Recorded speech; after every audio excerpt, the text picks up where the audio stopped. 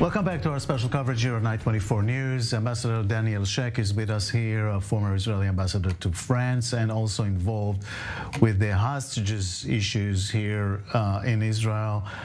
This evening, a very tense meeting between families and Israeli Prime Minister. They demand negotiations.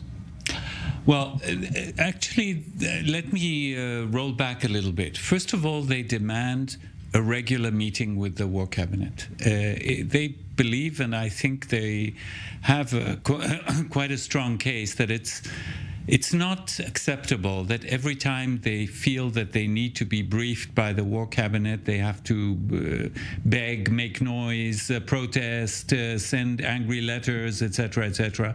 The simplest thing would be to set a regular meeting once a week with representation or with all of them. The technicalities don't matter. So that's number one.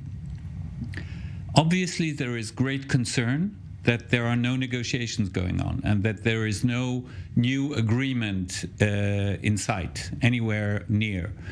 And with the growing number of very, very worrying testimonies coming from the hostages who returned,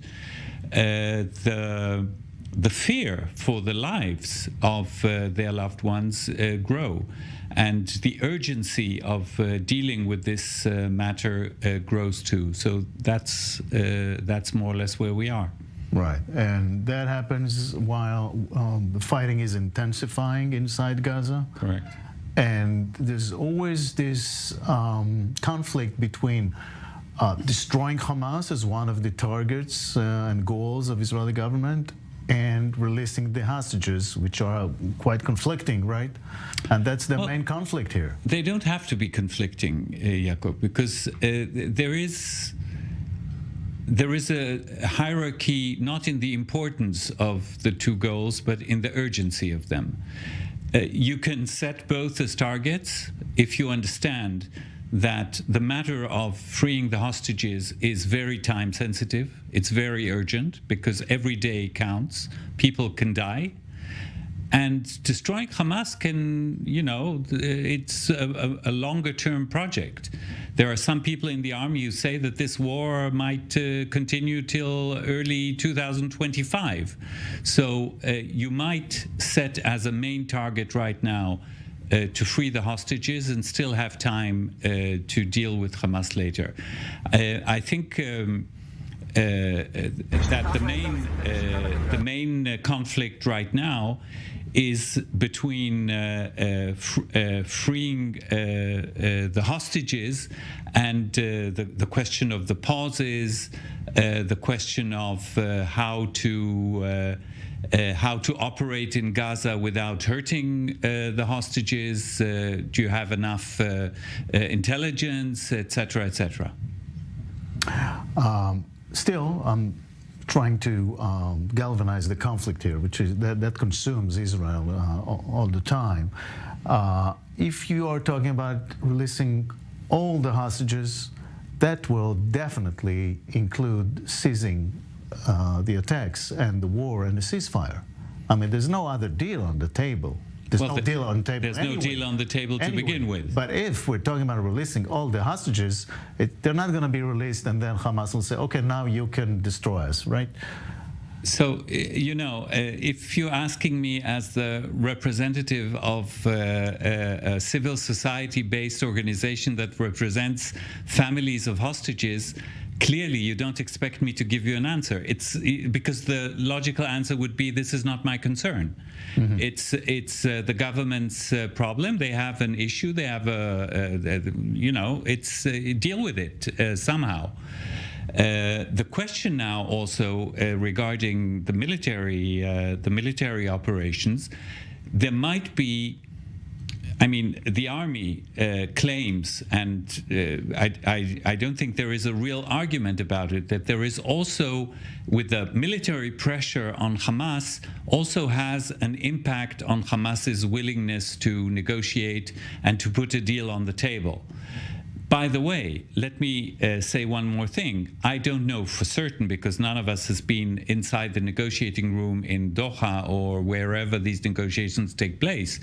But as far as I know, Israel has never put an offer on the table. It is always reacting to offers coming either from Hamas or from the intermediates.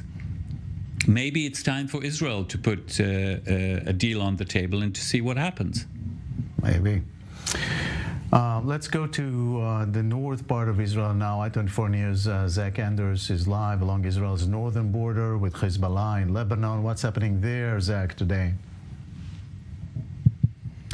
Yeah, within the last hour, we're seeing multiple launches in the direction of Kiryat Shimona, and videos posted online show what appears to be interceptions with the Iron Dome, which indicates to us heavy rocket launches. If it's anything like in my experience the last several weeks, especially before the ceasefire, these Hezbollah positions are firing on both IDF targets and the civilian population that remains here in the north. Of course, thousands have been evacuated, but not all have been evacuated, and Kiryat Shimona being the largest population area in the north here, in the north easternmost point of Israel. This is coming in early, so we still don't have exact reports of damage or any injuries, casualty figures here. It's something we're working to bring you here later in the hour. All right, Zach, thank you very much for that. We'll be back to you later. Back to you, Ambassador Sheikh, here in the studio. As a diplomat now, I'm going to ask you maybe, it's all connected, of course. Qatar seems to be taking sides now, blaming Israel for atrocities in Gaza. Well, what you want me to say, it doesn't help their status as go-betweens, obviously. I think they should be more cautious. And choosing sides with Hamas is also probably not the best way to pave their road into the Western developed world, which, according to information coming from that country, is something that they would like to see. But you know, this has to be evaluated in the long run and see. I think as a not only potential, as a proven go-between who has actually brokered the single, hopefully only the first agreement about exchanges between Israel and Hamas, they should probably be more cautious with their words. That kind of rhetoric. No, it doesn't help. I mean, if you want the trust of both sides, you have to maintain the trust of both sides.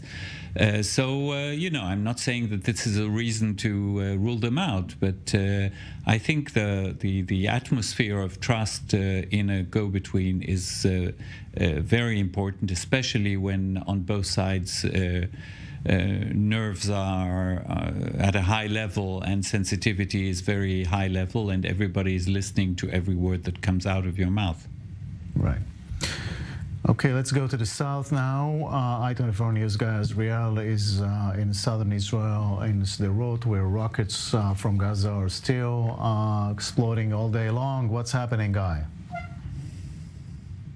Yeah, it's an evening full of action here in Sderot. Ongoing shelling of the IDF just behind us. It's been extremely loud over here, and as well with the rocket fire, as we spoke an hour ago, a massive barrage of rockets towards the cities of Ashkelon and Ashdod that followed the previous barrage towards the city of Tel Aviv and the center of Israel. And earlier this afternoon, a rocket that made a direct impact into a home in the city of Ashkelon, into a home there. The mother and the two little children have managed to run to shelter and miraculously were saved by that rocket that penetrated their window, actually. Two other women were lightly wounded in that incident. Several others were treated for shock. All of this, of course, is happening as the IDF continues to deepen its operation in Gaza, both here in the northern parts of the Gaza Strip, in the neighborhood of Sajaiya and in Jabalia, but also, as was confirmed by the IDF this evening, the Israeli military is surrounding the city of Khan Yunis, that is a major city in the southern part of the Gaza Strip, with many Hamas strongholds, many Hamas tunnels, a lot of work for the IDF there. This, as IDF Chief Herzi Halevi defined it, is the third phase of the IDF operation in Gaza, with the goal, of course, of eliminating Hamas's military capabilities. Still a very long way to go for that. Right. The mere fact, Guy, that Hamas is still firing rockets to the heart of Israel, to Tel Aviv, what does it tell you?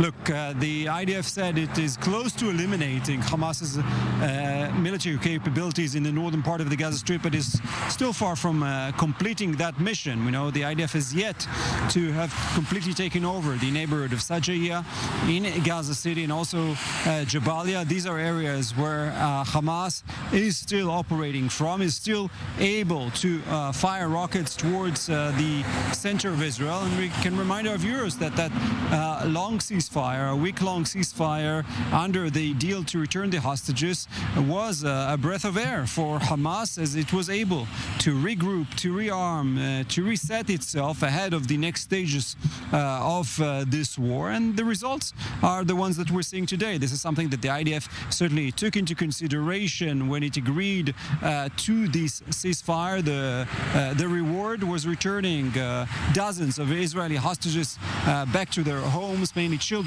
and women, and the Israeli military is able to deal with this threat as well. But as we say that, it has been a very intense day of fighting yesterday.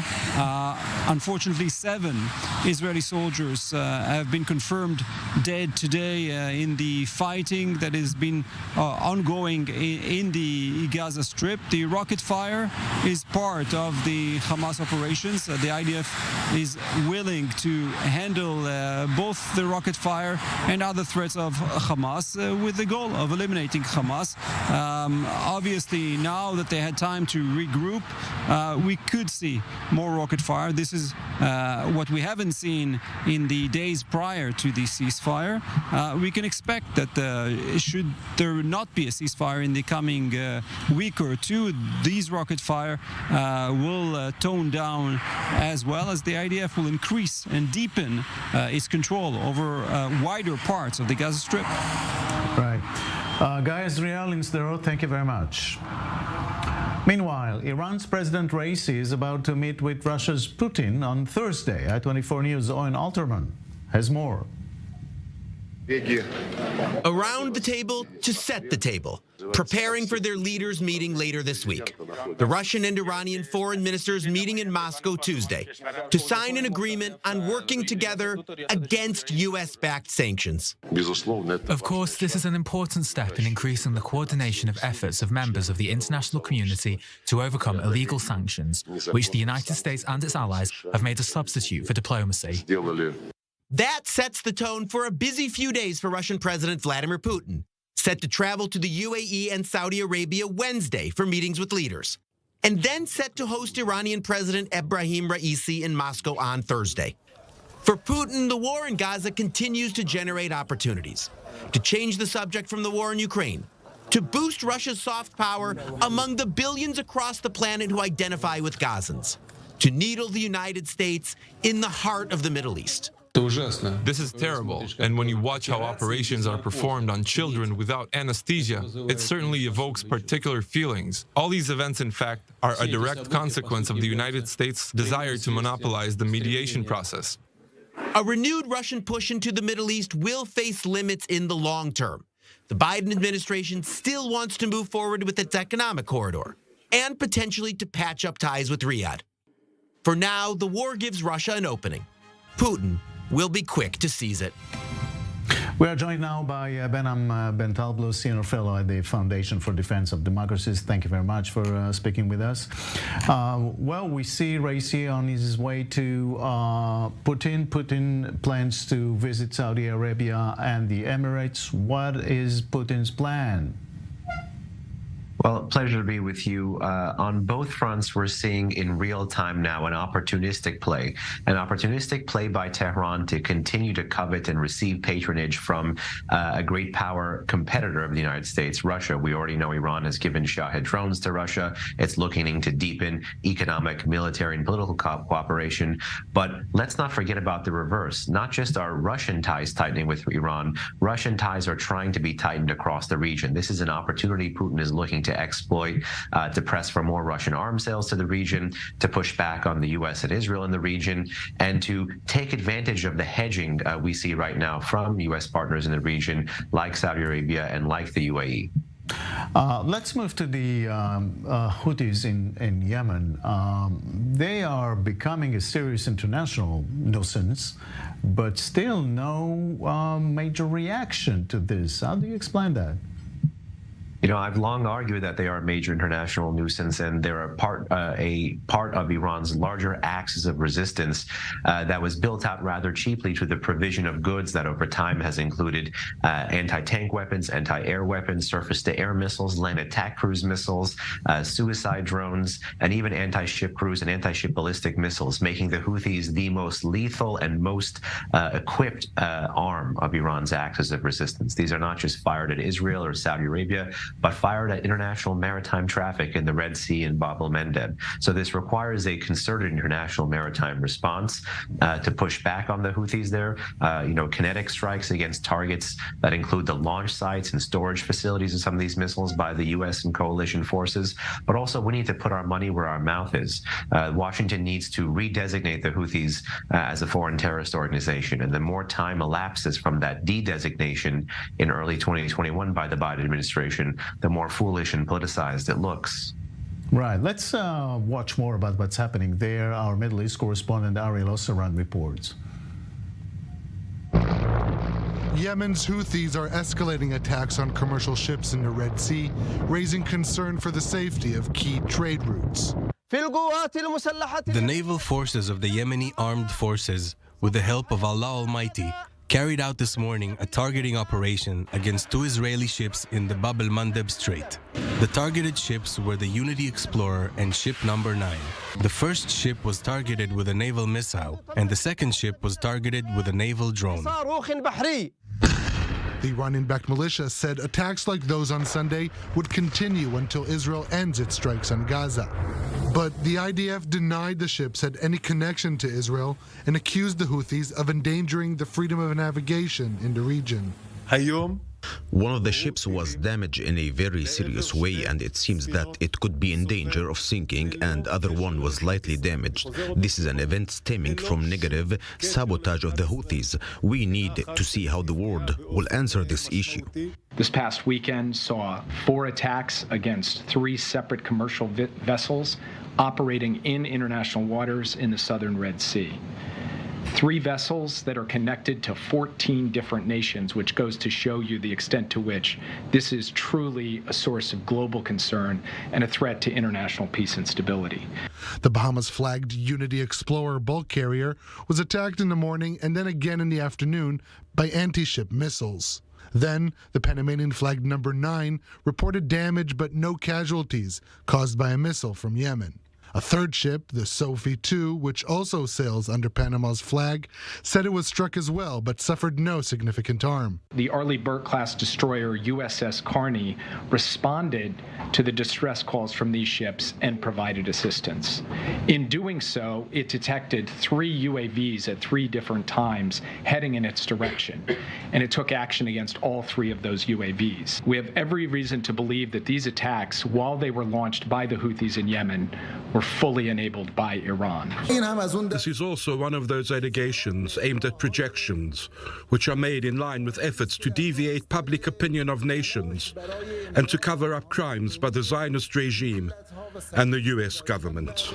The U.S. says it will consider all appropriate responses in full coordination with its international partners. But in the absence of significant action, such attacks off the coast of Yemen will only increase in frequency and severity. Back to you, Benham. So the U.S. is sending an envoy to the Gulf. Will that be enough? Again, I believe it's necessary, but nowhere near sufficient, particularly at a time when some of the GCC countries are going to be receiving Vladimir Putin. It certainly behooves Washington, who wants to keep these countries in its orbit and actually has the capability to help patrol both the Red Sea and Bab el-Mandeb with a broader international maritime coalition, that it is committed to freedom of navigation there and also committed to pushing back on the Iranian threat. So here is where action and not just words is going to be key from Washington. All right, thank you very much. And Thank you. Let me bring in also Anna Borchevskaya from Washington Institute. Thank you very much for joining us. Still on the Putin issue, Putin is headed to the Gulf, Raisi is headed to Moscow. What is your view on what's happening? Well, first, this visit highlights that Vladimir Putin is not an international pariah, that despite severe sanctions that have been put on Russia, despite so many restrictions that have been put on him through international institutions, including the International Criminal Court, he is able to make this trip. The Kremlin said that OPEC plus oil cuts are going to be discussed, and the latest reports already suggest that oil prices are rising after this announcement. So this is an important development. Does Putin think that supporting Hamas will bring him some favors from Saudi Arabia and the Gulf and the UAE? Well, Putin's traditional approach to the Middle East has always been to maintain contacts with all typically opposing sides. In other words, it grants Putin leverage, ability to position itself as a mediator, which is what he seems to be trying to do here. The difference, of course, is that Putin never directly condemned Hamas. His response to the horrific Hamas attack, if anything, showed that he is siding more with Hamas and, in general, anti-American forces in the region, and yet he still offered his mediation services. But what this shows is that he's going to continue to deepen his relationship with Iran, and he's looking at this relationship along with the war in Ukraine. This is the bigger prize. Right, because he's looking at the war in Ukraine. How does that affect the whole Middle Eastern approach? Well, the West is currently more distracted than it has been from the war in Ukraine. Domestically, too, within the United States, aid package to Ukraine has not yet passed, and there's lots of questions about how this might happen. In addition to that, the United States is approaching the year of the election, so Western distraction from the war in Ukraine is Putin's bigger priority, and chaos in the Middle East helps him. All right. Anna Borchevskaya, thank you very much. Thanks for having me. Thank you. Business climate in the Middle East looks murky these days, as you know, but still, in the spirit of the Abraham Accords, business people meet in Dubai. Our Bastien Bory reports from there. Jordan has withdrawn from a major water and energy partnership that included the UAE and Israel. Saudi Arabia has suspended negotiations on its entry to the Abraham Accords. Bahrain has announced that it is breaking off economic relations with the Israelis. But despite the war in Gaza, Middle Eastern entrepreneurs want to keep looking at each other, regardless of origin or religion. I think it's a temporary moment of history, but it's extremely sad. Of course, our biggest wish, like everybody in Israel, is we want to get free our hostages, no question about it. We want to stop the situation. To be really honest, at the beginning we had ourselves the idea, are we really making this event? Are we postponing it? What are we doing?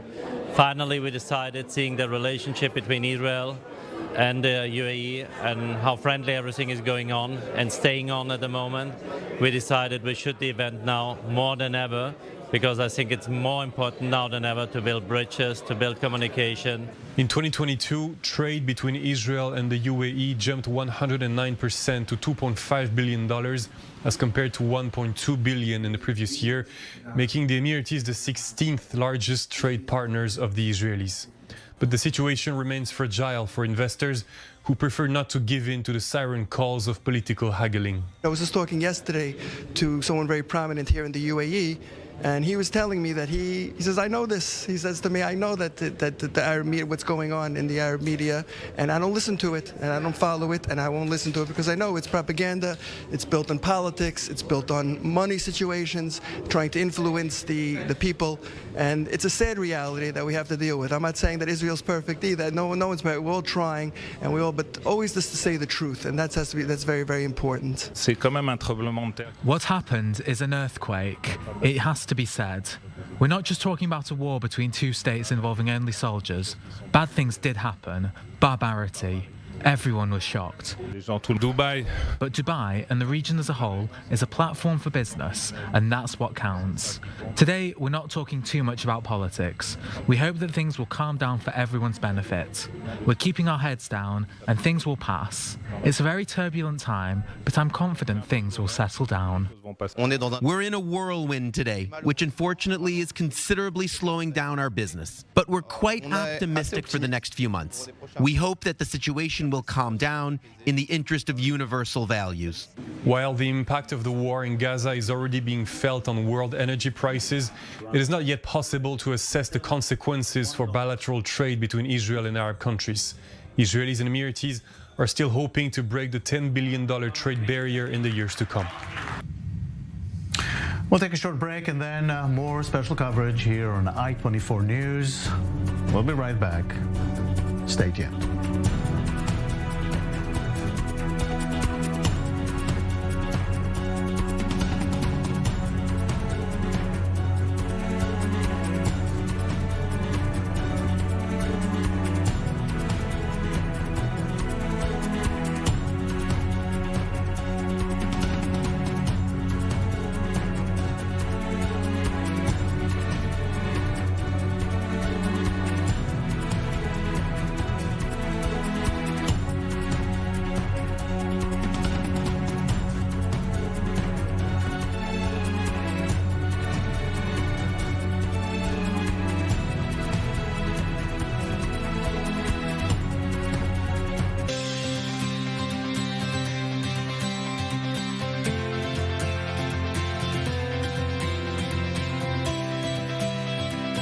Israel is in a state of war. Families completely gunned down in their beds. We have no idea where is she. As our soldiers are fighting on the front lines, but the general perception is something that certainly needs to be fought as well.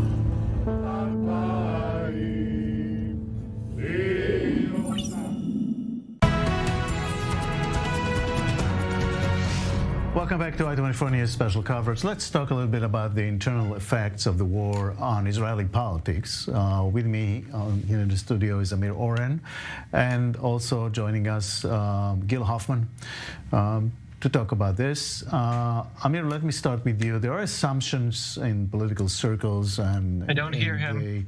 The Israeli media that Prime Minister Netanyahu will resign. He definitely doesn't think so. The only time he resigned as leader was in 1999 when he was defeated by Ehud Barak for the prime ministership, and then he resigned as leadership of the Likud. Or he resigned as the finance minister under Sharon for another reason, only to stay on as leader of the Likud. But resigning not as part of a plea bargain in his trial, which he now has an interest in delaying as much as possible, because the district court judges have allowed him to keep running the country and the war and delay the trial at least as much as his attorney asked. This is right now unthinkable. Resigning on principle because his conscience all of a sudden pained him. You know, Abba Ibn used to say about Moshe Dayan, when Dayan said that his conscience is clean, Ibn said, of course, if you don't use your conscience at all, it stays clean. Gil, another assumption is that the pressure will be so intense on Netanyahu to resign.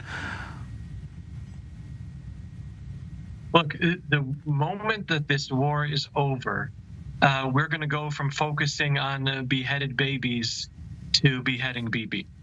There were protests for 40 weeks in the streets, and now all those people are angrier, and now you've got the family members of every victim in Gaza, every soldier who died in Gaza, a lot of whom come from Netanyahu's Likud base, and it's going to be an uproar that's going to be very difficult, but 64 members of Knesset, as long as they still want Netanyahu to be around, it might take a commission of inquiry to bring him down. And you need to appoint a judge for that.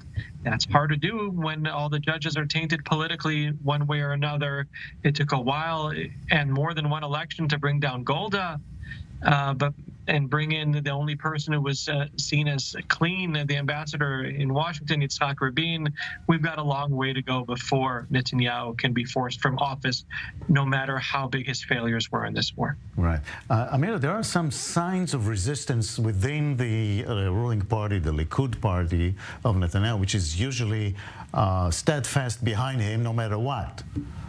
Well, people are usually thinking about their own self-interest and about the longer range. As long as Netanyahu was considered a mandate magnet, they lined up behind him. Now he is more of a burden. What Gil said is obviously true. There is a consensus in the country, perhaps only 1/4 of the country is not against Netanyahu, but you can't see the mechanism to force him out yet. And having said that, you know your political history of the United States. On the 5th day of the Yom Kippur War, all of a sudden, Vice President Agnew resigned, and Gerald Ford became Vice President, and 8 months later, all of a sudden, he is president. So right now, we don't know whether an Edelstein or some other semi-obscure politician could be the consensus interim leader of the Likud in the run-up to the elections, because there will be early elections. Yeah.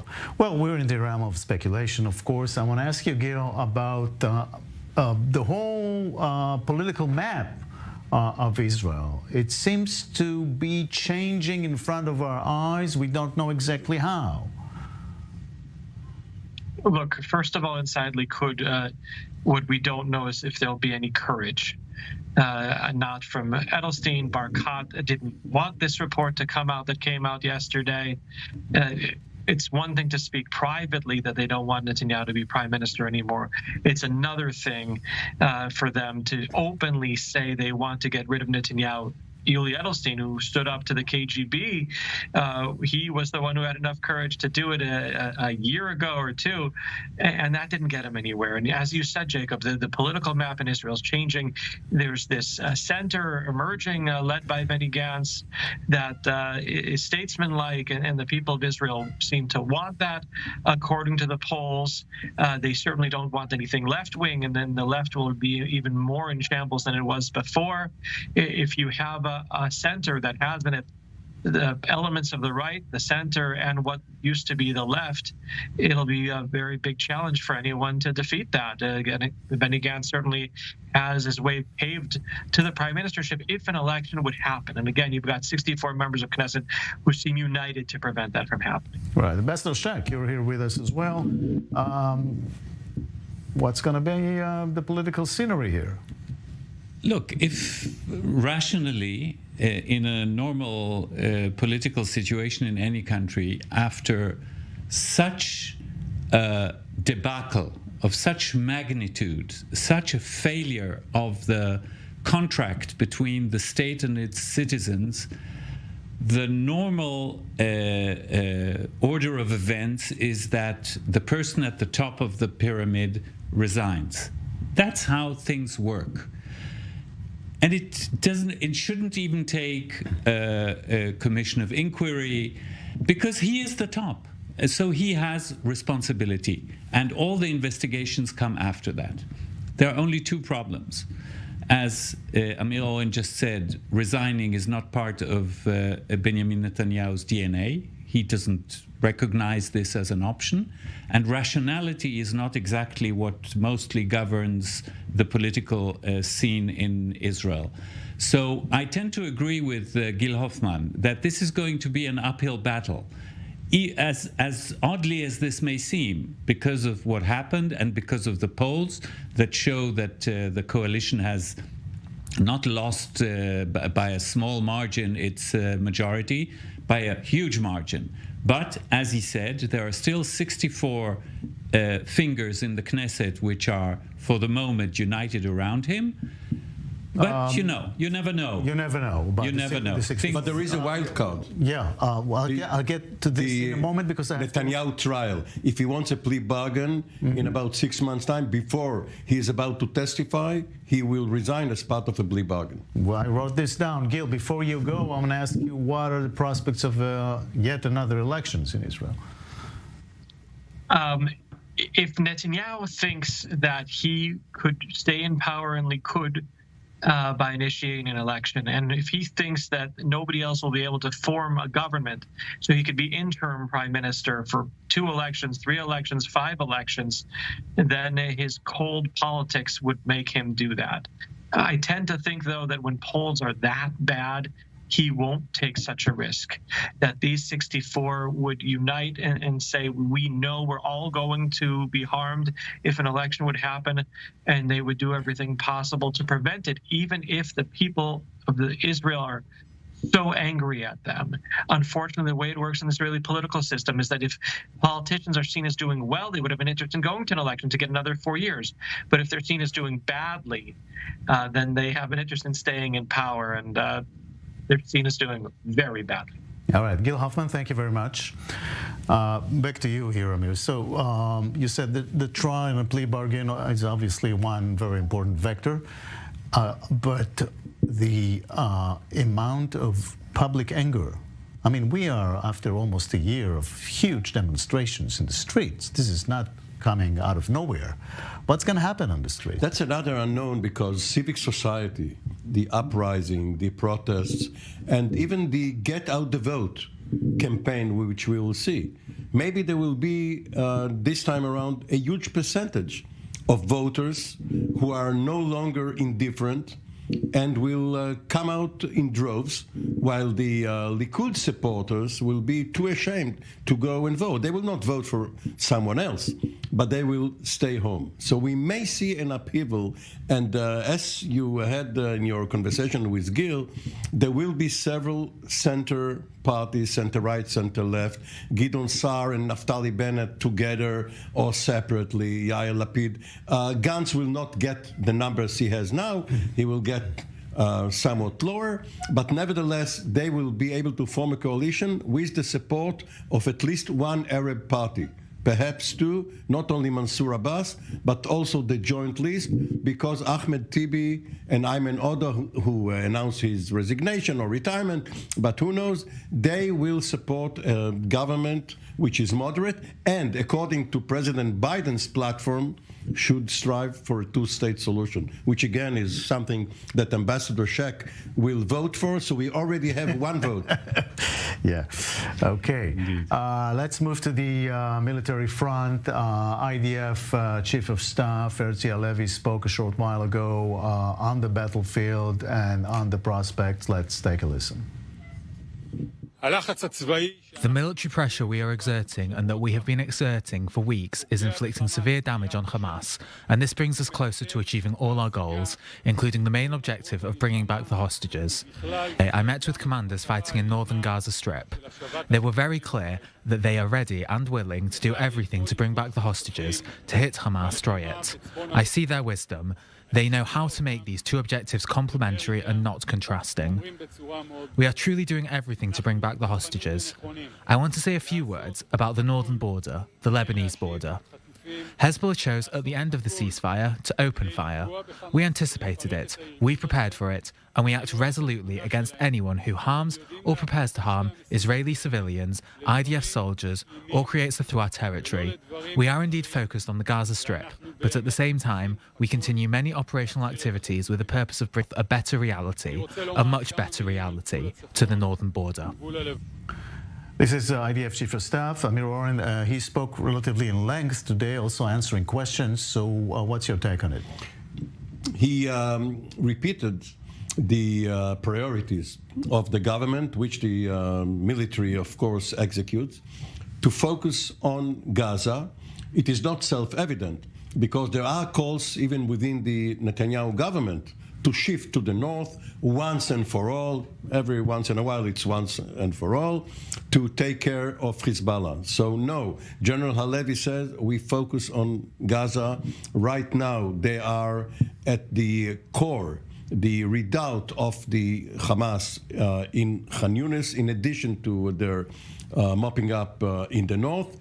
And obviously he wants the troops to get the acclaim that they deserve, no matter how many failures General Halevi himself and his colleagues at the top of the IDF have already announced that they are responsible for.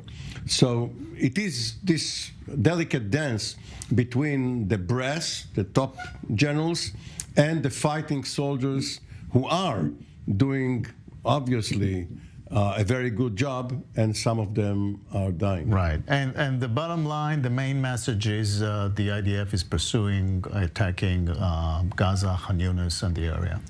The doctrine right now is fast and furious, because there is an American pressure, not yet a deadline, but we are 2 weeks away from Christmas Eve. After that, one doesn't see a President Biden permitting Israel to go on fighting, hurting civilians, and all of that. Right. Meanwhile, Israel issued an unprecedented travel warning to Israeli travelers, including to Western countries like France and the UK. Jonathan Sacerdoti, I24 News UK correspondent, is with us. Jonathan, this is it shows a lack of confidence in British authorities, I would say, if a country tells its citizens, don't go there. You could say that, but at the same time, the UK has been quite upfront in the past about the level of threat from Iran domestically, not just to visiting Israelis. There were reports not that long ago that Iranian proxies had been mapping the Jewish community in the UK for potential attacks should Israel make any move on Iran's nuclear facilities. And things, of course, will only have got worse now with the engagement of Israel in Gaza. As well as that, there have been numerous times when the intelligence services here in the UK have actually warned Britons that they foiled Iranian plots to assassinate or attack people here in the UK, both British nationals and Iranian nationals working here. So I think it's an acknowledgement of a level of danger that's existed before the war that perhaps only makes things worse for Israelis who might be coming here. And add to that, of course, those regular and quite large protests against Israel that have been taking place in Britain almost weekly. They've been making many Israelis already in the country quite afraid to go into central London or to go out on the streets. And that, of course, is something that the organizations in Israel who are monitoring the risk will be looking at. The UK is classed as level 2 by the Israelis, which isn't the highest risk level, but it is an increased risk level, which they say means people should practice more caution than usual, more caution than before if they're coming here. But it's not advice not to come to the UK just yet. Right, true. At the same time, except for Jewish, institutions or Israelis, what's the atmosphere on the streets of London, the UK these days, regarding the tensions in the Middle East? It's a good question because there have been these enormous protests, hundreds of thousands of people taking to the streets. On the one hand, that is something that might suggest there is a lot of public opinion behind the Palestinian cause and against the Israeli cause. But polling shows that it's a little bit more complex than that. And while that might be a very vocal and loud portion of it's not necessarily the majority. In fact, many people do have a more nuanced, sophisticated understanding of what's going on in the Middle East. Some have sympathy for both sides. I think people feel an intractable conflict which is being acted out now in the most horrific way for people outside of the area to watch. So there's an enormous amount of sympathy for the pictures coming out of Gaza, of the suffering that's going on there, but also still a very solid level of support for Israel's right to defend itself. And of course, that extends all the way up to the government and even the opposition, with a few blips and a few bits of dissent within the main two parliamentary parties, the Labour Party and the Conservative Party. There is still broad support, especially from the government, for Israel's right to defend itself. But of course, that's always underlined with the caveat that Israel should be very careful about the humanitarian needs of those in Gaza. All right, Jonathan, thank you very much from London. Here in the studio, Ambassador Sheikh, formerly Israel's ambassador to France. Also, Israelis traveling to France were warned not to expose their fact that they're Israelis or Jews. Yeah, same deal. Not a recommendation to refrain from visiting the country, but to exercise caution. Look, Israel has been the target of such travel warnings hundreds of times from nearly every country in the world. So that's how it works. Sometimes it goes back to you, and it's not as if the French authorities are not aware of what is going on the streets in Paris, with numbers of anti-Semitic incidents spiking in an unprecedented way. And France is a country at risk of terrorism. They have, unfortunately, a long list of presidents. So I can't say it's completely unwarranted. Right. Briefly, bearing in mind that it's very dangerous in Israel now, and it's very dangerous abroad, the only safe place is in the air. In between.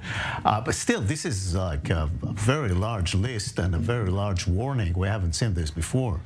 But you know, governments hide behind such lists for insurance reasons. We told you, the decision is yours. Be warned. It's up to you. Right. You see any chance that they will even go further and tell people not to go to certain places? Only if they have solid intelligence that there are plots, as was the case with Turkey a few months ago. But right now, no, it's just a general caution. All right. Now to Brussels, where Jewish students at the Free University of Brussels are experiencing a surge of anti-Semitic incidents. I24 News met with leaders of the Belgian Jewish Students' Union. Here's their story.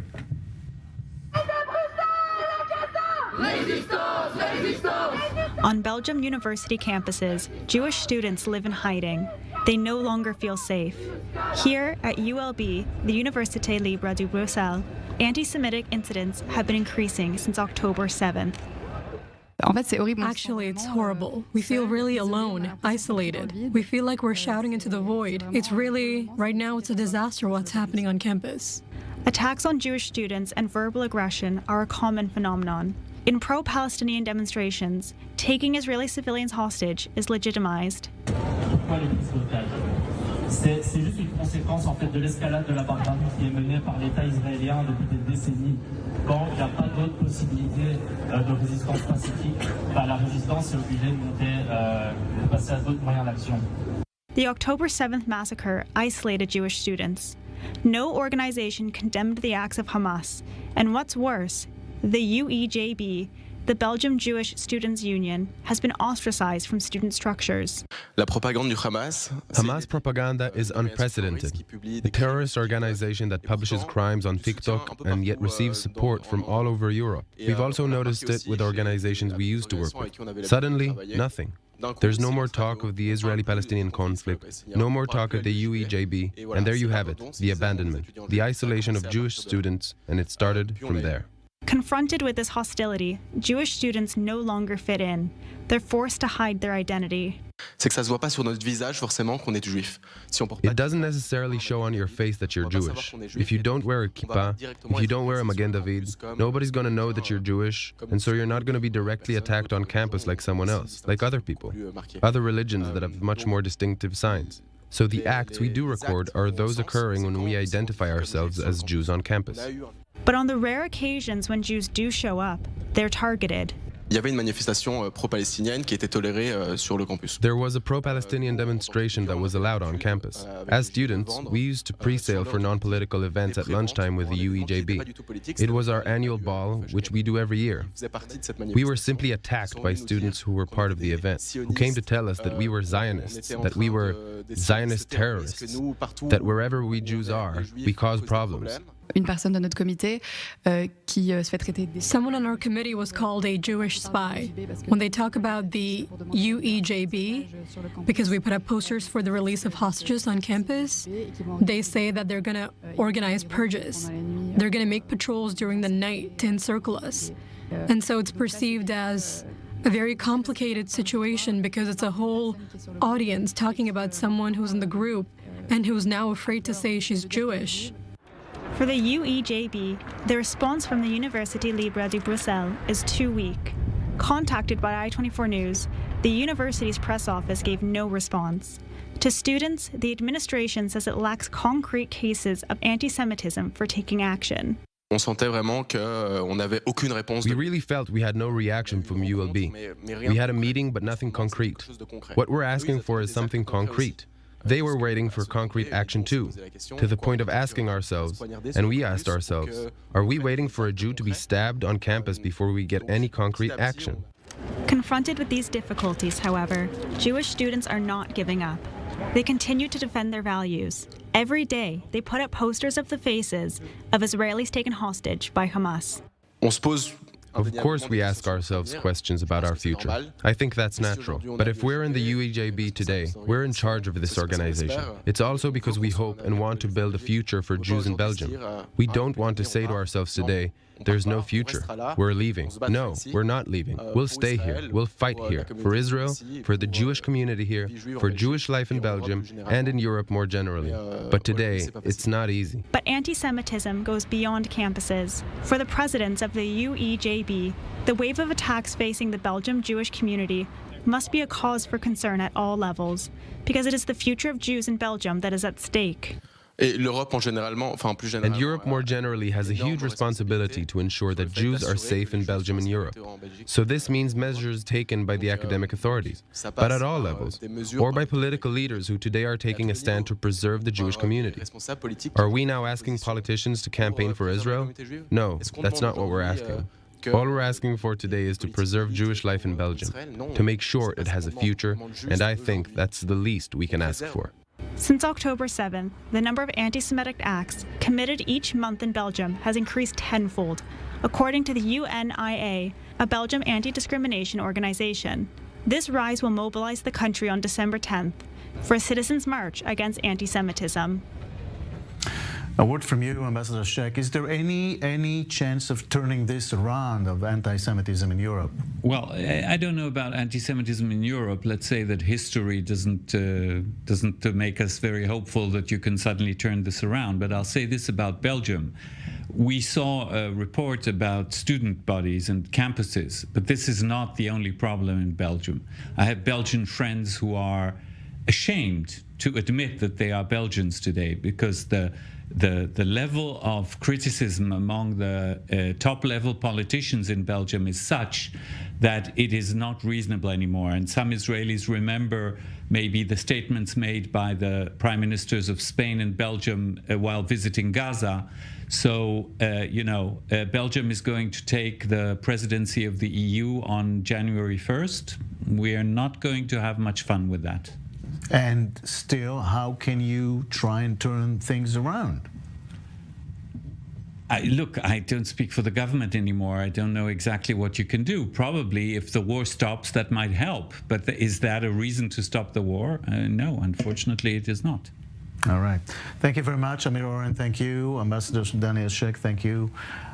This is it for my part. Stay tuned for more special coverage here on I-24 News with Benita Levin. Have a good night from Tel Aviv.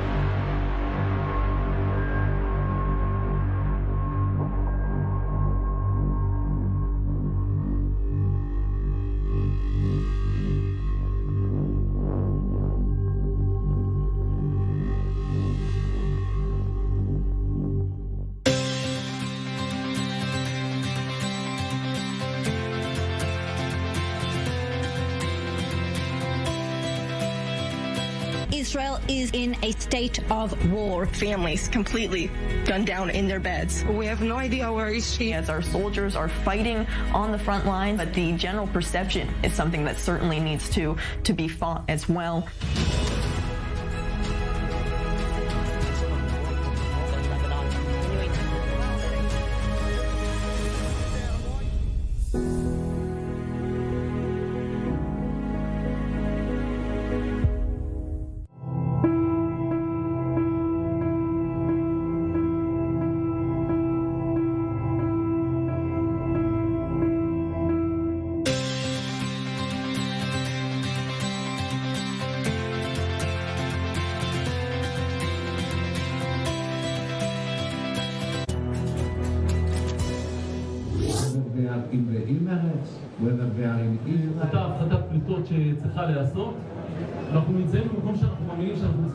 And until every one of them, all of the 137 still being held in Gaza, are back, we will not stop working for their release. They're held in horrible conditions. We're starting to hear the testimonies from those who came back living through hell.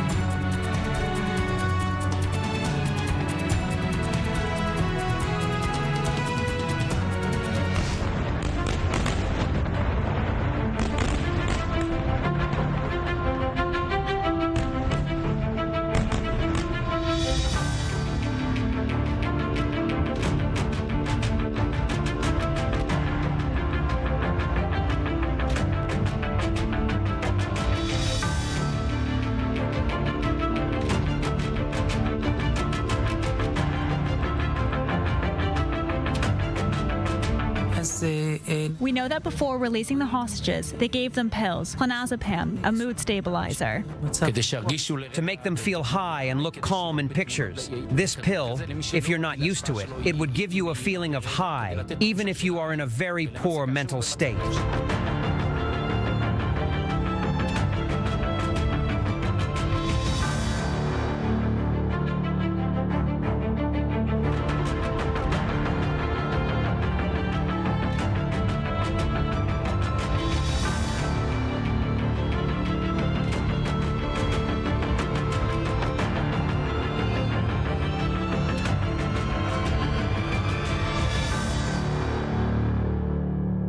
This is Breaking News Edition. I'm Benita Levine. Take a look at this moment on day 60 of the war. This is 5-year-old Emilia Aloni going back to kindergarten in Israel. Emilia was one of the youngest hostages held by Hamas terrorists for more than 7 weeks in Gaza. She and her mother were freed during the hostage release deal last week during the brief truce in this war. Children playing with their friends. It should be a normal part of any child's day. The families of the remaining 138 hostages still being held captive for nearly 2 months since the Hamas terror rampage on the 7th of October are hoping similar reunions can play out if their loved ones are released.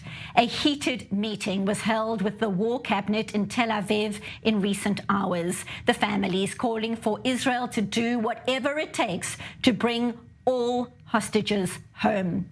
Qatar is said to be brokering another deal. Meanwhile, rocket fire has again been sent from Gaza to the south and parts of central Israel on this day, and from southern Lebanon to northern Israel yet again. A building was hit in Ashkelon earlier in the day, and an empty school was hit in Tel Aviv in recent hours. Fighting continues inside Gaza. A ground operation in the southern Gaza Strip seems imminent, while the IDF is still fighting in the northern part of the enclave. A short while ago, the IDF releasing the names of 2 more soldiers who have fallen in combat. Staff Sergeant Major Matan Damari, 31 years old, a commander in the 215th Brigade in the Artillery Corps, and 23-year-old Staff Sergeant Major Eli Eliyahu Cohen, a combat soldier in the 551st Reserve Commander Brigade. More in this report by our senior defense correspondent, Jonathan Regev. Fighting is raging all across the Gaza Strip as Hamas strongholds are being targeted one after the other. One of those is Jabalia, just to the north of Gaza City. It is a very densely populated area where terrorists can pop up from a tunnel shaft practically anywhere. IDF forces, striking from the ground and from the air, have now encircled Jabalia, one of the last standing strongholds in the northern Gaza Strip, and are now carrying out the dangerous mission of clearing this area of terrorists to further establish Israeli control here. There should be no stopping. Keep on pushing forward until victory here, and you should know that the next missions are already planned. This is the next mission. Khan Yunis is the biggest city in the southern Gaza Strip. This is the birthplace of Yahya Sinwar and Muhammad Def, the political and military leaders of Hamas in Gaza. This is also the place Israel believes many of the hostages are being held. There's been no ground incursion here yet, but the very heavy artillery and airstrikes suggest that it is coming. We pursued them in northern Gaza. We're now pursuing Hamas in southern Gaza too. We will operate in maximum force against Hamas terrorists and infrastructures while minimizing harm to the civilian that Hamas places around them as shields. It will be a difficult challenge as the vast majority of the Gaza Strip population, more than 2 million people, is concentrated in this area. While Israel is trying to protect them, Hamas has no problem, or maybe even an interest, in sacrificing them all. So for more insights, it's a pleasure to welcome to studio Major General in the Reserves, Eitan Dangot, former military secretary to 3 ministers of defense and former coordinator of government activities in the Palestinian territories in the IDF, and our senior diplomatic correspondent, Owen Altman. Gentlemen, thank you both for being here in studio. It's a day with a heavy heart because we know that emotions are very high. The families of the hostages that are still being held captive in Gaza, meeting earlier in the day with the War Cabinet, something we will unpack a little bit later on. But I want to start with you, Eitan, and the rocket fire, the barrage of rockets. Earlier on in the day, we saw a hit in a building in Ashkelon. We saw an empty school being hit in Tel Aviv. We saw shrapnel falling in Tel Aviv. Your sense of the firepower, so to speak, coming out of the Gaza Strip, day 60 of this war? Yes. First of all, I would like to mention that we lost 7 soldiers. That was published, and it shows you how it's difficult and how the soldiers are fighting in some occasions face to face, because the area of the combat, that you have the piers, the tunnels, the destroyed buildings that are hiding there, and especially from the piers, gives kind of a way of a war that their enemy is hidden itself in the underground tunnel and then coming up with kind of cooperation in a local area, and it brings the soldiers, infantry, tanks, engineering, with the fire that are receiving and supporting from artillery and airstrike, is creating many arenas of fighting. Instead with it, we succeed now to be in the central part of Jabalia, of Sajaiya, and even in Khan Yunis. Now will be the completing of surrounding this area, as I see. You mentioned the launching of rockets. It was to Beersheba yesterday evening, today morning, to the central area of Israel. Mainly, we are not putting it in the highest priority while thousands of soldiers are fighting. We are attacking later on, but we are centralizing on supporting the movement of the armed ground forces in this area. We are in a critical days in order to complete the mission around Khan Yunis and complete the mission in the north part of Gaza before we will have to deal a lot with the piers and the underground tunnels. The meaning of launching rockets, and I'm not going to deny it's the fact, Hamas is not still yet lost its power or breaking the movement. We are on the process, and we are achievements one after the other in order to create. We need patience, we need time, but we are going quietly very well, besides, of course, fallen of soldiers that is said for us. On the other hand, I'm still claim that with this kind of movement to the south, you see that more and more the rockets are launching towards, for example, Beersheba. There is yet opportunity, especially from the area between Khan Yunis to Rafah, in launching for the long range, but it's going more and more down. And you see more and more calculating number of rockets that are launching. It's coming once or twice a day, once in 2 days, but this will be together with the effect of beating and succeeding to continue with the goal, and then you will see a reduce. We will not stop the launching during all this war. It can be even the last day of the war that you will see some kind.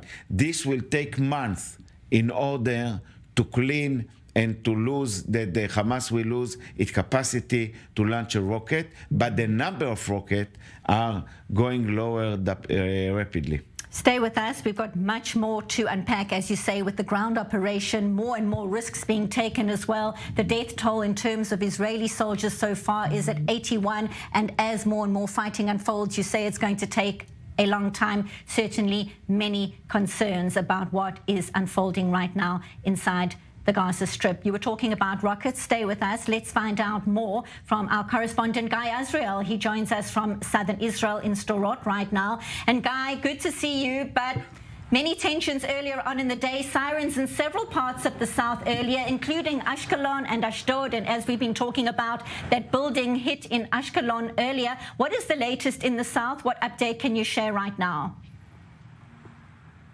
Yeah, absolutely. All over the country, from Beersheba to Tel Aviv and Ashkelon and Ashdod. We've been to that site of the rocket hit in Ashkelon, that building directly hit by a rocket. A mother and her two little children have managed to escape into the safe room. Miraculously, their lives were saved there as the rocket penetrated their living room through the main window. Two other women were wounded in that incident from shrapnel. Several others treated for anxiety as well.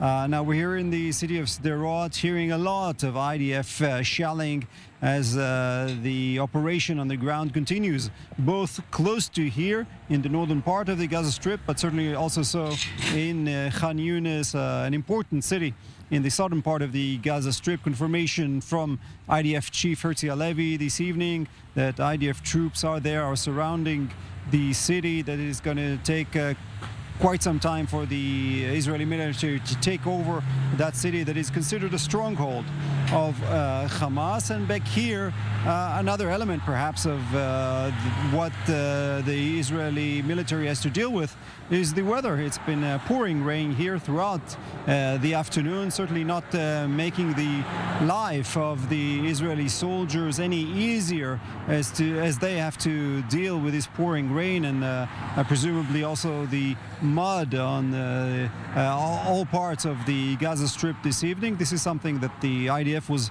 well aware of, as it was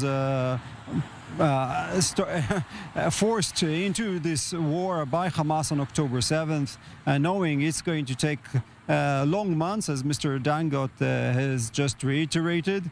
This is part of the operation. This is part of what is going on.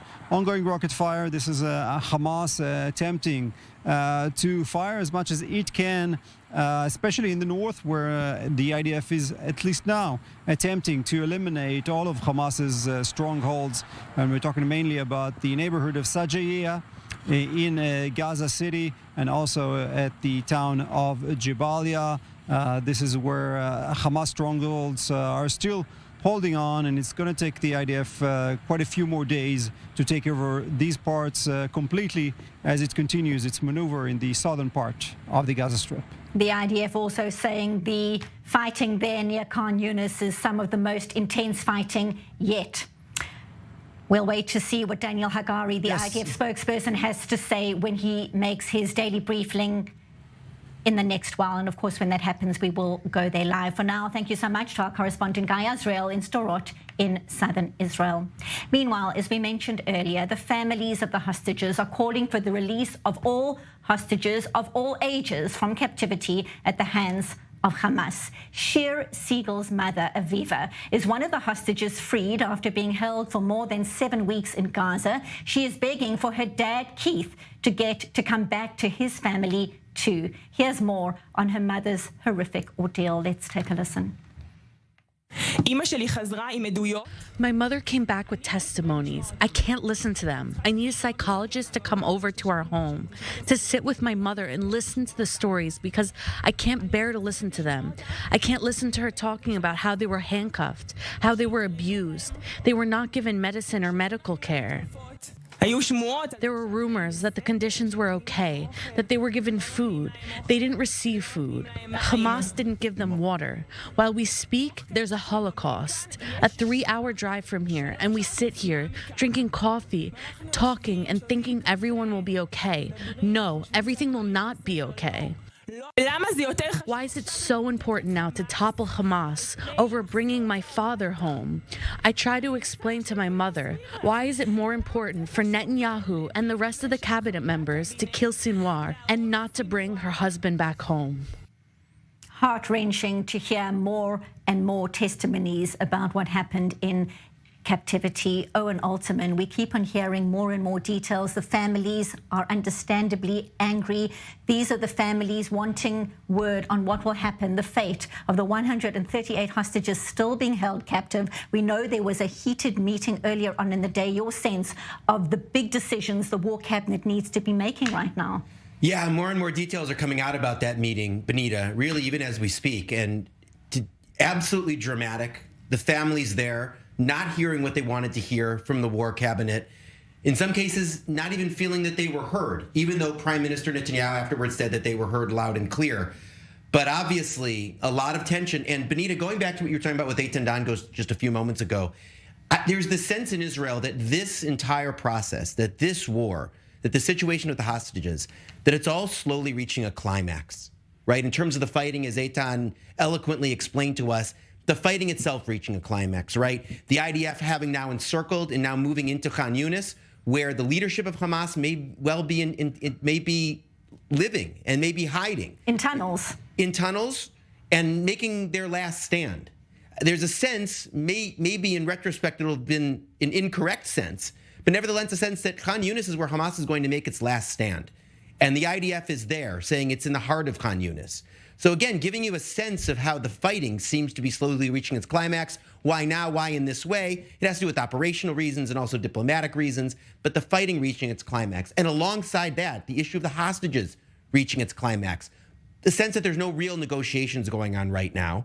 The sense that many of the hostages may be in that same Khan Yunis, maybe in those same tunnels, the same places that the military is targeting. And one of the major subjects, according to all accounts, that was discussed at that meeting was the impact of the IDF bombardment on the hostages, the fear that the freed hostages expressed, because it wasn't only family members this time, right? Meeting with the war cabinet with some of the freed hostages themselves telling their stories directly to the decision makers and talking about how scary it was for them in their places of capture, in their places of captivity, hearing the IDF bombardment and the fact that that could threaten them.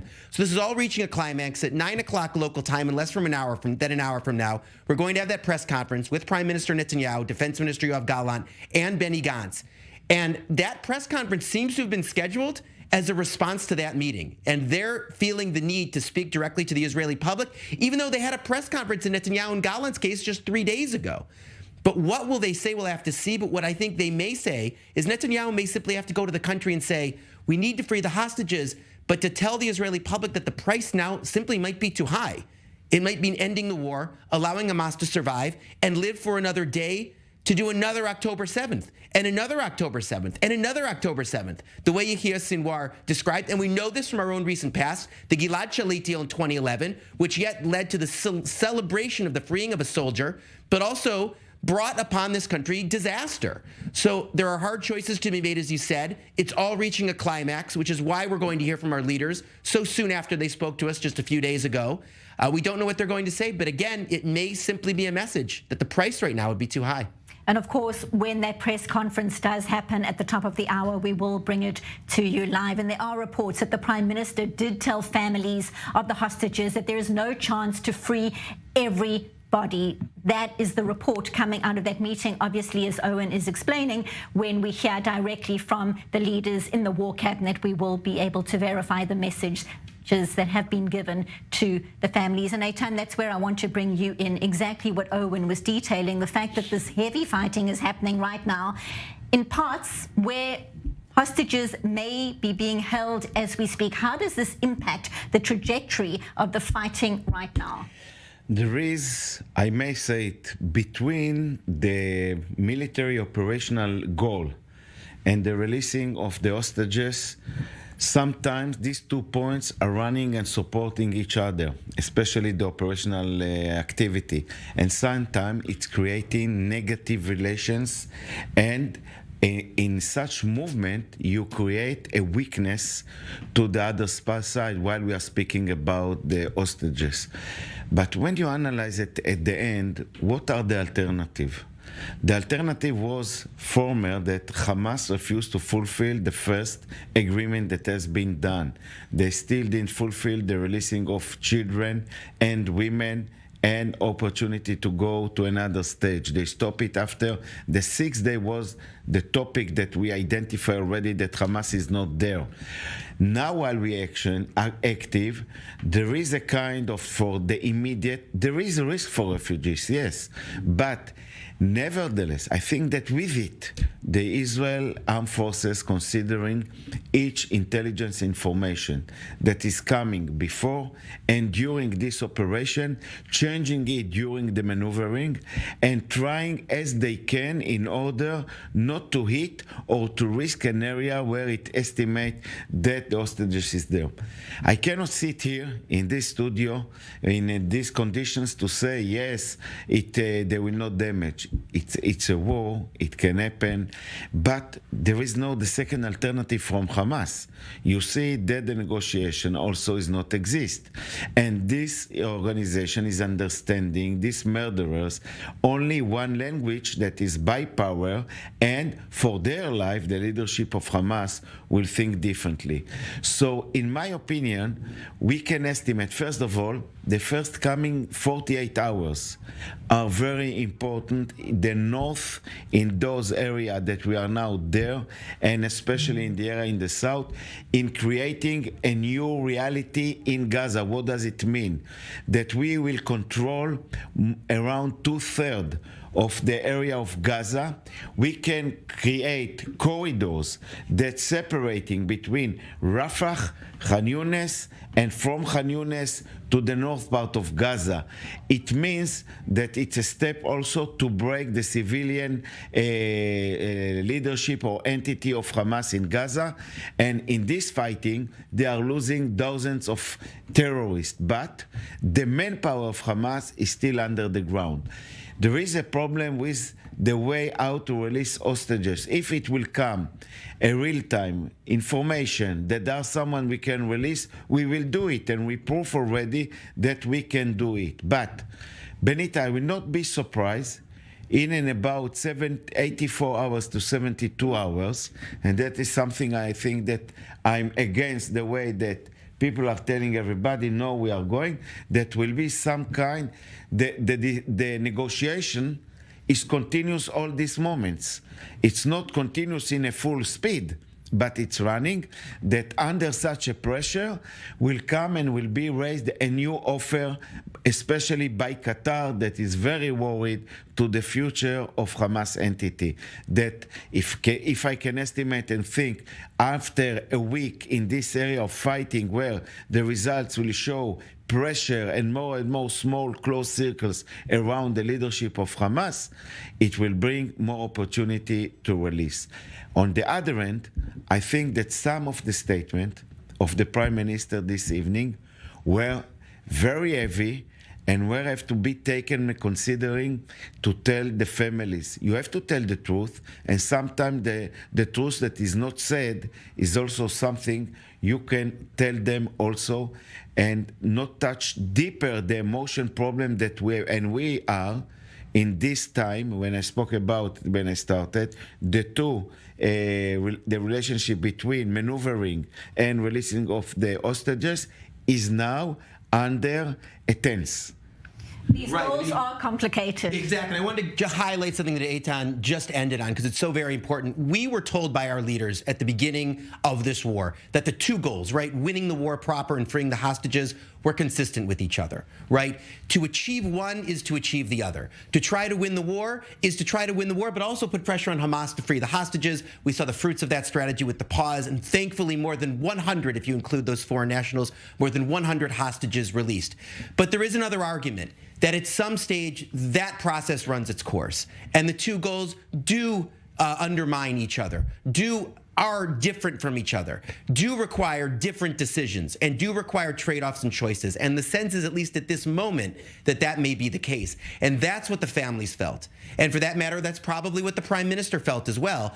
And one would imagine that's the dilemma that they are going to present to the country tonight in that press conference, hopefully with the kind of sensitivity that is required for the families.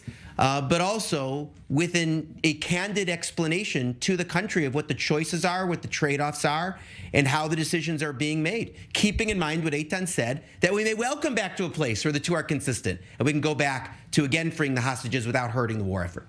It certainly raises questions as well as to which countries or organizations or entities could also be putting pressure on Qatar to make sure that these hostages are freed, which brings me to another point. The president of the International Red Cross traveled to Gaza on Monday, calling for increased protection of civilians there. The organization is said to be a neutral intermediary. It's providing aid to Gaza and has helped escort hostages and patients from the enclave, but it hasn't managed to gain access to any of the hostages held in Gaza in more than 8 weeks to provide proof of life or to distribute medicine. President Miryanis Poljarek is calling for a military de-escalation and for all sides to find solutions other than military ones. Let's take a listen. We have to find solutions to this. We can't turn away from what is evidently a moral failure in the face of the international community. I'm calling on all parties, on everyone who has an influence, to de-escalate and to find the military solutions to what is an immense suffering of the people on both sides. We have to protect the rights of the people. We have to protect the rights of the civilians. We have to protect the rights of the detainees. We have to protect the rights of the hostages. And Eitan Dangot, we've discussed the Red Cross role or lack of role for many weeks now. What do you make of the sentiment we're hearing right now? First of all, after a few weeks, she is here, the president of the Red Cross. She is here because she felt there is a small earthquake under her legs about the future of her organization. This organization is working for one side, and to the other side that is calling Israel and Jewish, it's a different story. I'm sorry to tell you. I'm going to stop you right now. Daniel Hagari, the IDF spokesperson, is about to speak. Let's take a listen. This is the 60th day of the war. We are fighting in Khan Yunis, the headquarters, which is made of two dominant divisions that are the center of the terrorist organization, the divisions of Gaza and Khan Yunis. Our forces are advancing. The 4 battalions were located in the entire scope because of terrorist infrastructure. The terrorists took a significant part in October 7, where they went out into the state of Israel and came back into the heart of Khan Yunis. We are determined to eliminate the terrorists as we did in the northern part of Gaza. Parallel to that, we continue to fight in the north. Our forces are fighting in the heart of Jabalia and Sajaiya. In every stronghold, there are attacks from air and from land, and a lot of terrorists are eradicated. And it's important to understand, we publish our video clips from the field when our forces are clearing the area and we see terrorists coming out of the shafts. There are skirmishes and we kill them sometimes face to face. When we identify from the air, we fight. If we see somebody face to face, we kill them. We do that in Jabalia, in Sajaiya, and Khan Yunis. Altogether, we attacked more than 20,000 targets in the northern part of Gaza. Today, we published a special document. Most of the people in the picture were eradicated, from the head of the battalion, Randur, and other people who are in the picture. This documentation shows the usage of Hamas, of the terror underground, and also in the north. This is documentation that we bring from the field, together with additional materials that we expose to show how Hamas built its method and uses the citizens as human shields, and we got into these senior people underground and killed them. In the north, military aircraft attacked in south of Lebanon, including military locations where terrorists were active. The Chief of Staff visited today in the Southern Command, and he said, we are focusing on Gaza because that's where the hostages are, but we also have a continuous effort to bring a better reality in the northern border as well. We're doing it day in, day out, and today also we attacked in Lebanon for this objective. In the home front, I call upon the public to continue to be alert, to listen to the directives which are life-saving. We see it also with the shrapnels all over the country, and it's important to adhere to all the directives. Of course, the force is limited by our enemies, but you cannot be complacent. 138 hostages are still held in Gaza. I said 138 because we determined today that one of the missing ones was defined as hostage. We have a moral obligation to bring all the hostages back and to continue with this effort all along. We gave the announcement to the families of 7 soldiers who fell in battle. This is a heavy price.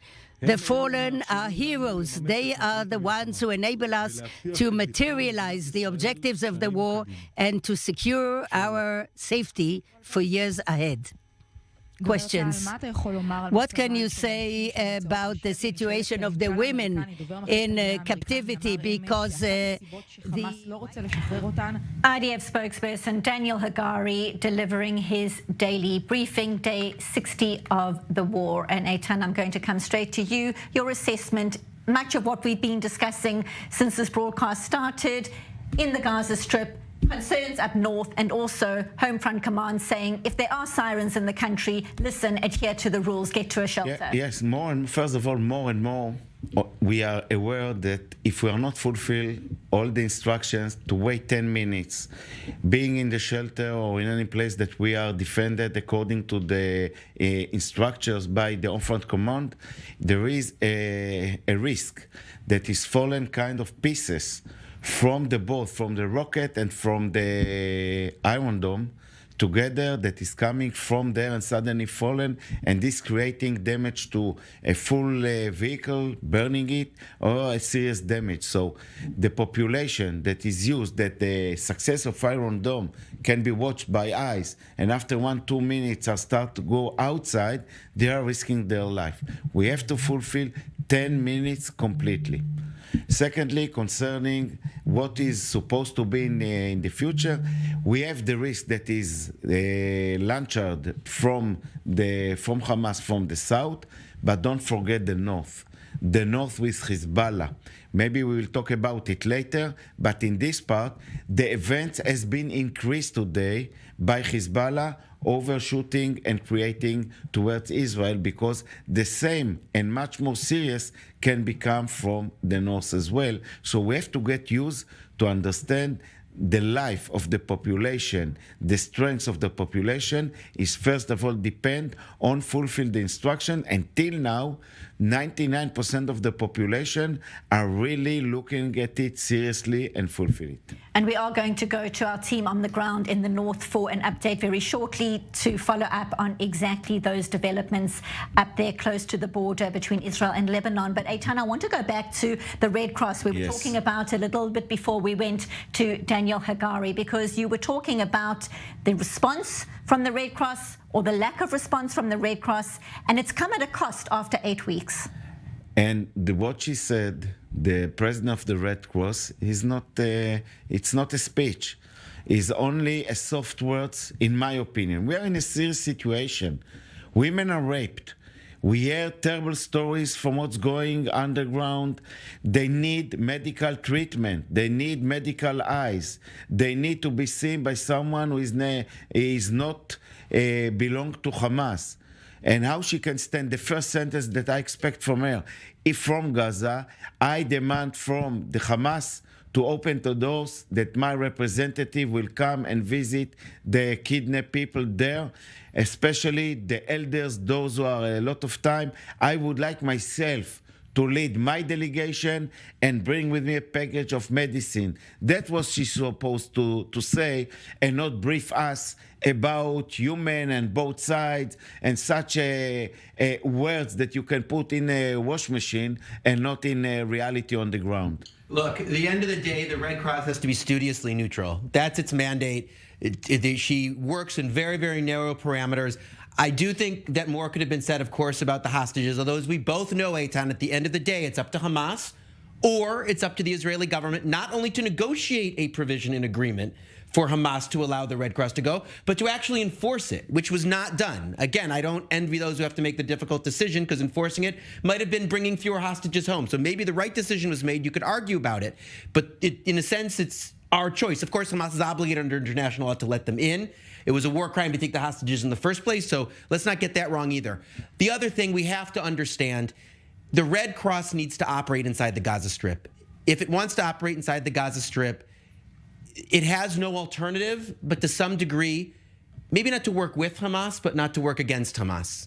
It's simply a reality on the ground. What does it mean? It means that they have to be careful what they say about Hamas, or they can't serve civilians in the Gaza Strip. And I understand what the consequences of that are for Israel, and I think it's fair for us in a studio to point out that the Red Cross, at the end of the day, in addition to being studiously neutral, has that conflict of interest, so that everyone understands when she speaks that she is bound by that conflict of interest. I'll not accept it, because she is not belong to Gaza. She is not living in Gaza. The mandate, if she can fulfill her job, she has to resign. She is here because she get the mandate from the United Nations to enter to such conflict, and by the symbol of the Red Cross, she has to see open doors, and she had to say it natural, loudly, and in a way that is not sought she support any side. Now there are people who were dropping inside a depths of tunnels, not given anything, raped, and women and the men together, there what's going there. It's evil there what's going there. And she has to say first sentence, I'm here in Gaza, I respect the damage to the civil population. Okay, I receive it. I cannot receive that the first sentence should not be what happened on the 7th of October, and she demand to see these people. She doesn't care about how it will be solved. She needs to give them the basic treatment that should be as a human being. And by the way, Benita, 2 sentences. We are, I think we are looking on the last 48 hours, you see that some of the international movement, like WHO, that made a statement that they were called by COGAT, Coordination of Government Activities, to move ahead a storage of medical. And the COGAT said, we didn't say it, it's a lie. Secondly, you see also another kind of the ICC, the head of the ICC, or the main category that came to visit Israel, Prescott, and was here. He said, and I was surprised, the first time you get some balance from his words after he visited the area. That is the meaning that people when coming, see and watching. So from that lady, I would expect to be on her professionality, to be much more straight and not going in a large circle of this kind of The work. ICC is in a different position than the Red Cross. It doesn't have staff on the ground in the same way. There aren't 2 million civilians that it is charged to deal with. It's a difficult situation. It's a complicated situation. Our job here in the studio is to say that she may not be able to be completely honest, and so that viewers understand when they're listening to the Red Cross, it doesn't have a halo effect, right? It doesn't have a halo effect. It's an organization whose ability to tell the truth may be limited. That's our job, but her job is to do the best she can to serve civilians. And in my opinion, the meaning of her visit to Gaza, she will not be threatened by Hamas, even they didn't like it. That was her opportunity to stand and to talk to the camera and to say the thing that she is responsible for. What does it mean? To come to see the hostages, to say it loudly in Gaza, to give them medicines that's in Gaza? Yes, this is her duty. I also want to add that after 8 weeks in captivity, we know that there are people in their 80s who haven't had medication. They haven't been visited by anyone by the Red Cross. We know that there are babies. A baby in captivity, come on. How can be a baby? The Red Cross needs to get there and help them. This is an ongoing war crime that Hamas is responsible for. Hamas is not allowing them to get the visits. Hamas reportedly, according to our government, committed to allowing the Red Cross to come in and still has not let them in. That's where the fault lies. And sure, it would be nice if the Red Cross would do more or could do more to advocate for the hostages. But if they are unable to do so, we need to explain that they're unable to do so. And we need to explain that they have a conflict of interest so that their halo effect is not seen that way around the world. And our job is to continue to advocate for those hostages, where even the UN Security Council said that they need to be freed, not through a deal, not through a quid pro quo, but unconditionally. And even the Russians didn't veto it.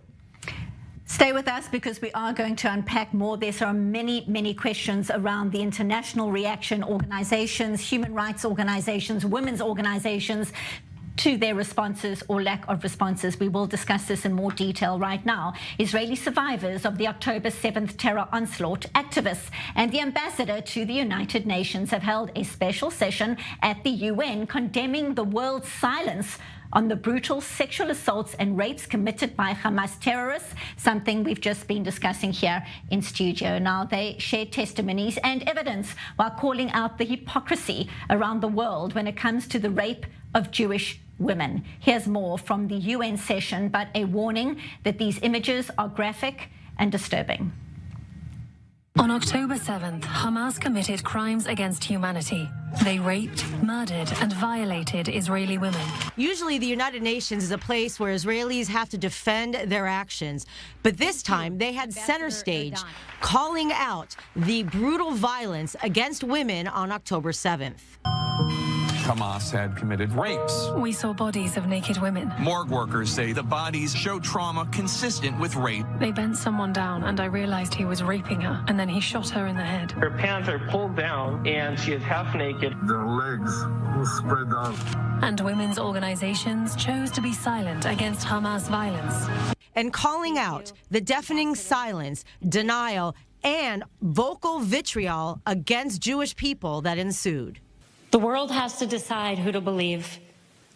Do we believe the Hamas spokesperson who said that rape is forbidden, therefore it couldn't have possibly happened on October 7th? Or do we believe the women whose bodies tell us how they spent the last minutes of their lives? Who are we going to believe?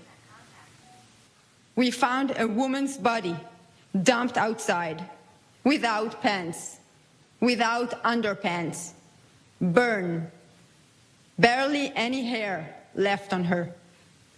They even displayed horrific eyewitness testimonies.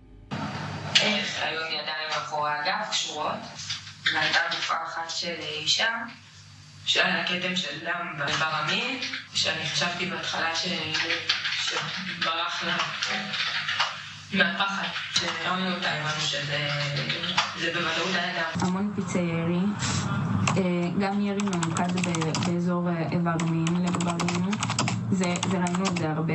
היה להם קטע עם איברי מין, גם לנשים וגם לגברים. אנשים שהגיעו אלינו אזרחיות, זה היה, אנחנו ראינו בעיקר או כריתות שדיים או ירי, רק בשדיים, פשוט ירי מקצה של שד לקצה השני, הם הגיעו אלינו בהכרה. היא לא לבושה, והוא חותך לה את השד. הוא חותך לה את השד, הוא זורק את זה על הכביש, הם משחקים עם זה, והיא כאילו הולכת כזה ככה עם הראש אחורה. What's more is the overwhelming amount of women protesting in hate and anti-Semitic rallies around the world, especially when it's taken so many decades and centuries for women to find a voice and speak out against rape and violence. When people use the language of feminism while brushing aside gender-based violence because of the identity of the victims, they're sending a clear signal that women's rights are negotiable, that rape is sometimes okay, that some women have more dignity than others, That is more than hypocrisy. It is a betrayal of all women.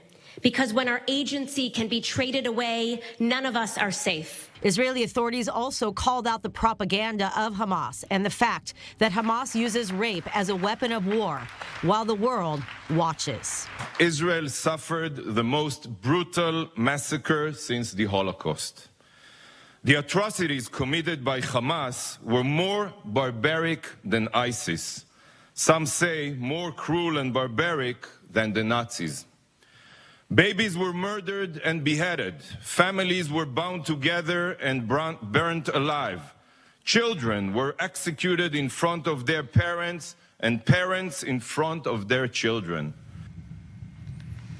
Still so difficult to listen to the testimonies, see those images, hear the evidence. Perhaps those international organizations we were talking about a little bit earlier might like to take a look, as difficult as it is, and then perhaps their tune might change.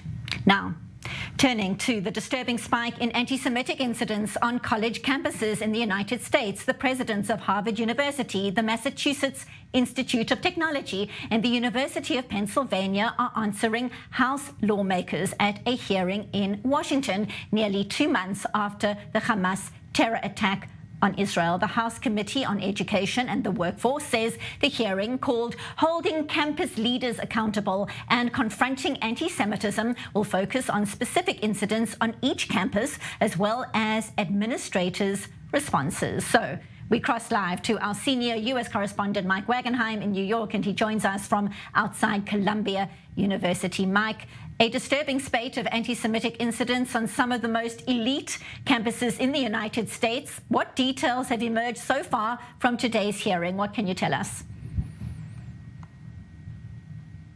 It's pretty amazing, Benita. You mentioned, I'll get to the hearing in just a moment. Here at Columbia University specifically, coming up this week, there was a meeting planned at the School of Social Work by a group of students in support of the Palestinians called Explaining the Counteroffensive of October the 7th. Yes, they were going to explain how revolutionary violence should be used to counter what they called imperialism. Now, the School of Social Work here said the meeting wasn't approved. They shut it down, but it just goes to show you what's happening on some of the campuses, at least at the student level. Now, to today's hearing specifically, those 3 university presidents were put on the spotlight and put on the defensive for much of that hearing. The good news is, I guess from a Jewish and Israeli perspective, is that all 3 of them recognize that there are issues with anti-Semitism on the campus, major issues, and they all recognize that something needs to be done about it at the campus level, at the federal level, what have you. Where they really diverge between their answers and what many representatives there in the committee expected of them was, well, what are you actually doing about it? What can be done about it? What is within your power to do something about it? And that's where I think the representatives, especially Republicans on that committee, weren't really getting the hard answers that they were looking for. The university presidents expressed, the necessity of free speech on campus, but where does that actually diverge into bullying? Where does that actually diverge into intimidation? Where does that diverge into the threat of violence? And they were asked very pointed questions. Well, what about from the river to the sea? Is that a genocidal call that should lead to student discipline? Well, as the president of Harvard said, we follow our policies. But what do those policies actually entail? What punishment has been meted out for those kinds of statements, if any? And she really couldn't give an answer to that. Well, what about the call for globalizing the Intifada? Is that a direct call for violence? And the answer was, well, we have policies in place to deal with that. But again, no specific answers on what those policies actually entail and if they've led to any sort of punishment. So the bottom line is, yes, a recognition that Israel has a right to exist. Yes, a recognition that more needs to be done to root out anti-Semitism. But where exactly that line is drawn as to what constitutes anti-Semitism, what constitutes a threat to Jewish students on campus, really went unanswered at this hearing today. Boggles the mind what you're describing right now. And we know that in recent days we heard Senator Chuck Schumer speaking out against rising anti-Semitism, also urging all Americans to fight it. So in terms of the campus context, what kind of appropriate action can universities be taking here so all students and all staff, frankly, feel safe at these elite learning institutions? Well, it all goes back to, as the president of Harvard said, Claudine Gay, we'll follow our policies. But again, what do those policies entail? Some of them have specific disciplinary measures handed out for acts like bullying, for acts like intimidation. But again, it's very subjective what exactly that constitutes. Should it be handled at the student level with some sort of code of conduct? Should it be handled more at the university level where maybe it can be more in line with federal policies? Should it be handled at the federal level? Remember, all three of those universities whose presidents attended those hearings today are under official civil rights investigations by the U.S. Department of Education. Those investigations started either under President Trump or were initiated under President Biden, both of whom have taken actions against anti-Semitism on college campuses. So a divergence of ideas as to exactly not only what should be done, but at what level should it be handled. Does it really have to go to the level of the federal government getting involved, or can it be handled the right way at the university level efficiently with the university presidents that are in place? Many detractors say it's got to rise to the federal level to get something done. Senior U.S. correspondent Mike Wagenheim, live from New York. Thank you as always. Many questions remain unanswered. Back in Israel, there are reports that Israel has prepared plans to flood the Hamas terror tunnel network under the Gaza Strip with water pumped from the Mediterranean Sea. The Wall Street Journal is citing U.S. officials outlining how the IDF set up 5 large water pumps near the Shati camp in Gaza City last month. More in this report. An unusual plan to tackle a serious threat. The Wall Street Journal reported late Monday that Israel finished assembling a system of large pumps to flood Hamas's vast underground tunnel network with seawater. According to the report, the IDF set up 5 large water pumps near the Shati camp in northern Gaza, capable of flooding the terror tunnels under the Strip.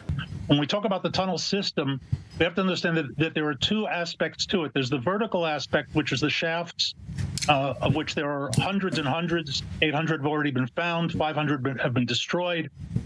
And they present a tactical threat to any Israeli forces operating in Gaza. But there's the other aspect of it, and that's the 500 kilometers of underground tunnels. I call that the horizontal part of it, which not only are networked under the cities, but connect the cities to each other. The goal of the weeks-long process would be to gradually flush out Hamas terrorists and potentially hostages from the tunnels, with the aim to render them unusable. It's one of many methods to destroy the tunnels, and it's a great important to the Israeli military to destroy the tunnels, because this is the way that the Hamas is trying to survive this war, and afterward, of course, to claim that he is victorious. In other words, the destruction caused by the IDF above ground would force the international community to impose a ceasefire, with Hamas protected from Israeli strikes. Israel reportedly informed the U.S. of the option early last month, prompting a discussion in Washington regarding its costs and benefits. There are 2 downsides that one is for sure, and the other one is a we don't know. The one for sure is damaging the aquifer under Gaza. In other words, there's an environmental question here that has to come into play. But even leaving that aside, the substrate of Gaza is sand, as you can see in what you're showing on the screen right now. Sand absorbs water, and it's not clear at all whether these tunnels will actually flood, even with massive amounts of water being pumped into them. They may get a foot or 2 of water, on the ground, but will they actually flood to the point where they can't be used is an open question. The idea of flooding tunnels in Gaza is not new. Back in 2015, Egypt flooded hundreds of underground tunnels between Gaza and the Sinai Peninsula, used for smuggling and by Islamist groups. The Egyptians destroyed everything within 20 days. The flooding of the tunnels caused them more damage than 50 days of Israeli airstrikes. All the tunnels have collapsed.